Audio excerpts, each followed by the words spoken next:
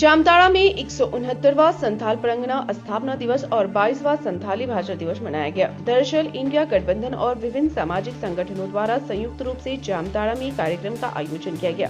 कार्यक्रम में झारखंड विधानसभा अध्यक्ष रविंद्रनाथ महतो मुख्य अतिथि रहे। आदिवासी नृत्य के साथ उनका स्वागत किया गया और रैली निकालकर गांधी मैदान स्थित सिंधु कान्हू प्रतिमा पर माल्यार्पण किया गया। वक्ताओं ने संथाल परगना की ऐतिहासिक और सांस्कृतिक धरोहर को संजोने की आवश्यकता पर जोर दिया।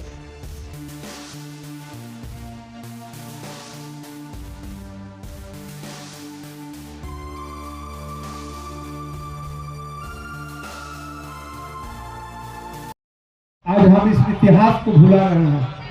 मैं धन्यवाद देना चाहता हूं अपने तरफ से इंडिया गठबंधन के तमाम साथियों को, जिन्होंने जामताड़ा के इस जिला मुख्यालय में इस तरह का आयोजन प्रारंभ किया है। इसके पूर्व मैं फतेहपुर सालबगान से ही भी आ रहा हूं, वहां भी इस तरह का आयोजन है, नाला में भी इस तरह का आयोजन है।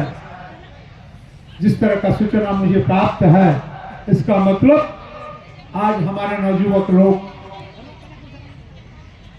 हमारे इतिहास को समझ पाएंगे कि आखिर हम लोग किस शोषण और शासन के विरोध में लड़के संथाल परगना को हासिल किया था।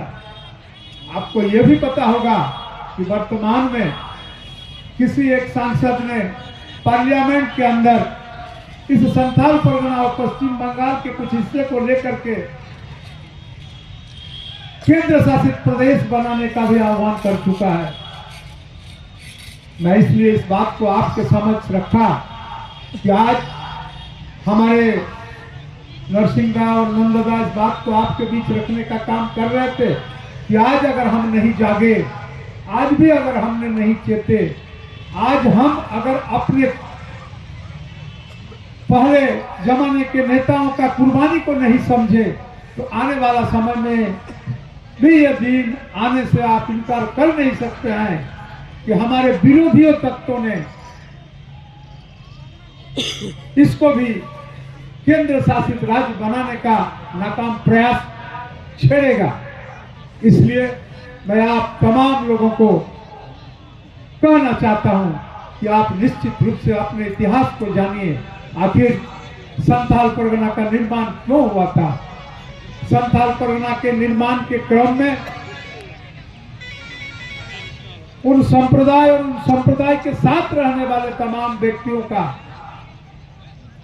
आज सर्वांगीण विकास हुआ है या नहीं हुआ है, आज उनका आर्थिक स्थिति क्या है, सामाजिक स्थिति क्या है, राजनीतिक स्थिति क्या है, शैक्षणिक स्थिति क्या है, तमाम विषयों का आकलन करना पड़ेगा। हमारे इस क्षेत्र में महाजन का अत्यंत अत्याचार था और साथ साथ अंग्रेजी हुकूमत दोनों का अत्याचार था।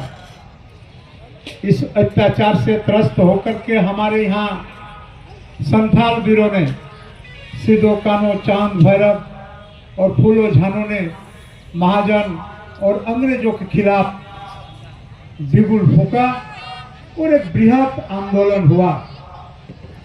और 22 दिसंबर ठीक आज ही के दिन 1855 में उस आंदोलन में हमें कई चीज प्राप्त हुआ। पूरे देश में जितना स्वतंत्रता आंदोलन है, सारे आंदोलन से यह अन्यतम आंदोलन था और शुरुआती आंदोलन था।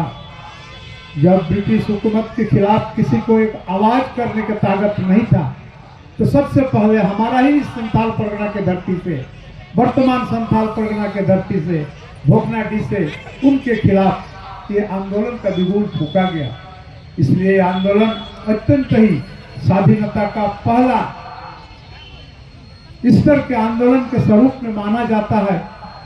और इससे हमको उपज ये हुआ कि भागलपुर और बीरभूम दोनों जगह के बीच का जो ये विशाल भूखंड है, जिसको आज हम संथाल परगना के नाम से जानते हैं, हमें ये संथाल परगना जिला प्राप्त हुआ।